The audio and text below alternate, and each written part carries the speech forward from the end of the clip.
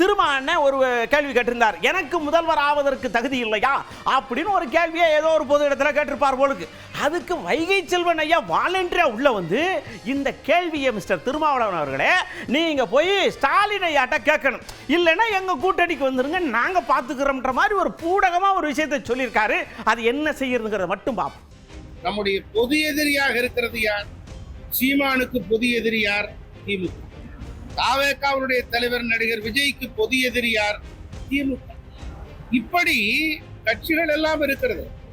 இப்படி இவர்களுக்கெல்லாம் பொது எதிரியாக இருப்பது திமுக.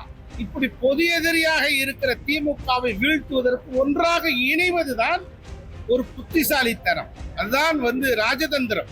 மரியாதைக்குரிய திரு தொல் திருமாவளவன் அவர்கள் நான் முதலமைச்சர் ஆவதற்கு தகுதி இல்லையா என்று ஒரு கேள்வியை கேட்டிருக்கிறார்.